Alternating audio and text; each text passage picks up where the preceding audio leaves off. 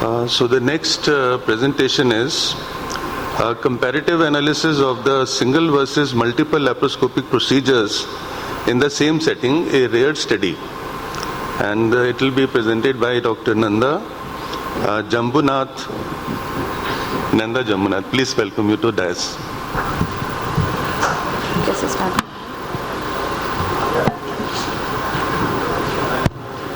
Good morning, one and all. I'm Dr. Nanda. I'm currently pursuing my minimal invasive surgery training in gynecology in Bangalore under Best Institute. And I thank the organizing committee for providing me this opportunity to present my case, which is a comparative analysis of single versus multiple laparoscopy procedure in the same setting, which is quite an uncommon study.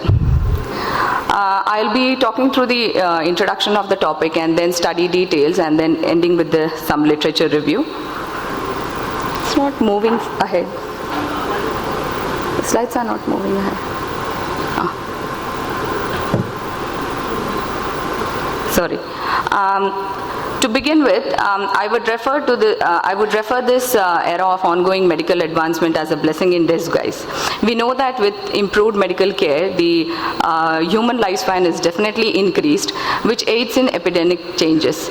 Now, along with faulty lifestyle habits, there is increased incidence of medical as well as surgical conditions, and hence we've noted that there is rise in combined laparoscopic procedures.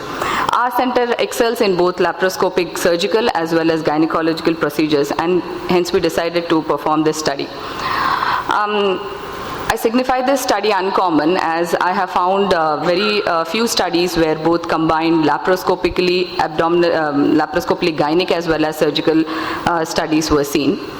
The aim of our study remained to compare and evaluate intraoperative and postoperative outcomes in single versus multiple procedure groups, and the objective remained to see if laparoscopy still remains consistently advantageous regardless of the number of procedures performed.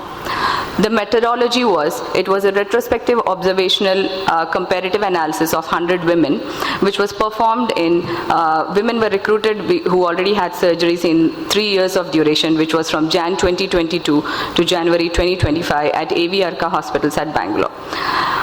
Women were categorized into 50 in each group. We compared various parameters like operative time, estimated blood loss, intraoperative complications, and postoperative analgesia requirement, and finally inpatient hospital stay duration. We made a thorough note of pre-existing comorbidities, and we looked into if they were optimized preoperatively. So like I said, the group one actually included women who underwent both surgical as well as gynecological cases, and the gynecology cases were hysterectomy, myomectomy, cystectomy, cystostomy, hysterolaparoscopy, hysteroscopies, and tubal sterilization, while the surgical cases include cholecystectomy, umbilical hernia repairs, appendicectomy, and abdominal wall reconstruction with URS and DJ stenting. The group which consisted only gynecological surgeries were hysterectomy, myomectomy, adenomyomectomy, pelvic lymphadenectomy, and hysterolaparoscopy with superficial fulguration. Now, these women also underwent some non-gynec procedures, but they were not laparoscopy, so we had not considered in the study. The group 1 had further subdivided into only laparoscopy and laparoscopy plus open. The only laparoscopy group, when we look into, the most common incident surgery was the lap chole, which was about 64%, and hysterectomy, which was 54%. Umbilical hernia was almost in 36% of patients, followed by hysteroscopy, diagnostic hysterolab, sterilization, and the last, the myomectomy. When we look into the combination, the most combination performed was hysterectomy with hernia, and the next was hysterectomy with lap chole, and then to follow with sterilization operation with other surgical procedures.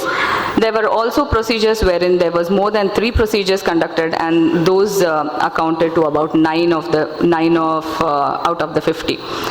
Coming to the group which had laparoscopy plus open, now this I could take that this is one of the limitation of my group, because the umbilical hernia repair in 8 of the patients were done open. However, because they were into abdominal surgery itself, we still included in the group 1. When we analyzed the age intervals of all the patients recruited in the study, we found that group 1, which was the multiple surgery group, the advanced age of women was quite significant compared to group 2.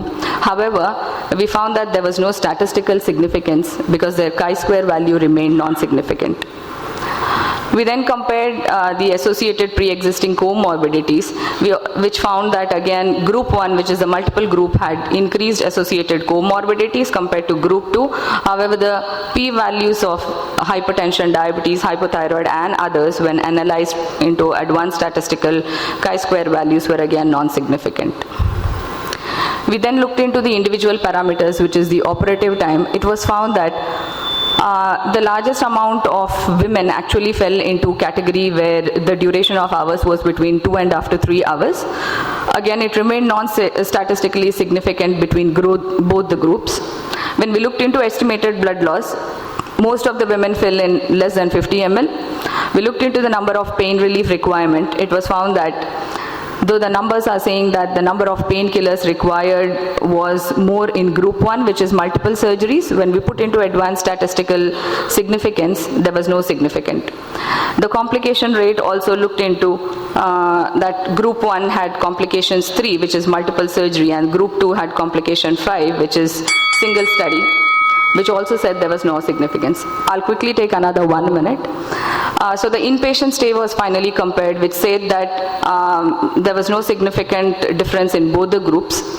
And the final result said similar complication and postoperative rate in 2 groups. There was no still statistical significance in any of the parameters.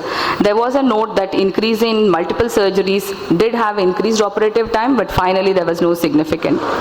To conclude, multidisciplinary team involvement with effective communication leads to optimal patient results in multi-organ or multiple surgeries. I would also highlight the importance of customization of port placement, which aided flexibility in performing multiple procedures in a single patient. Even though we shared the post, the efficacy was quite good. To support the literature, it goes in accordance with my study. There were a couple of studies, 2 of them similar to me, but they hadn't really compared between 2 groups. It was just a study which evaluated multiple surgeries in a patient. One was in 2003 in Delhi, and the other one is 2015, which was performed in China. And the other 2 studies which I have quoted here are, it shows about this splenectomy and gallbladder. End note, in accordance with my study results and literature review, I end my talk referring medical advancement obviously is not a blessing in disguise, but with the laparoscopy advancement, it's a real blessing, which assures improved quality care post-operatively, and laparoscopy having similar recovery curves despite multiple surgeries being performed. Thank you.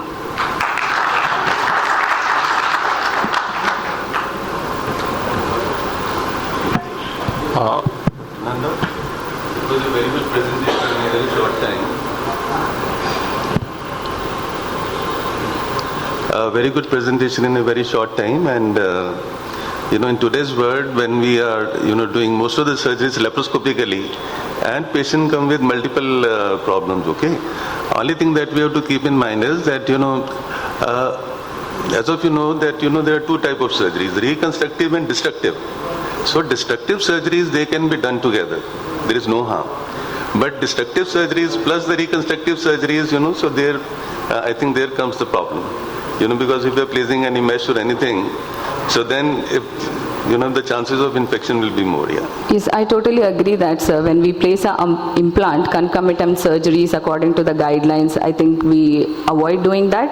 I did look into the literature review where one study, again, an implant was placed for hernia and the outcomes remained similar. And even in our institute, we performed, which I wouldn't really go against the guideline, but outcomes were quite okay. So we just thought of presenting and seeing how it goes.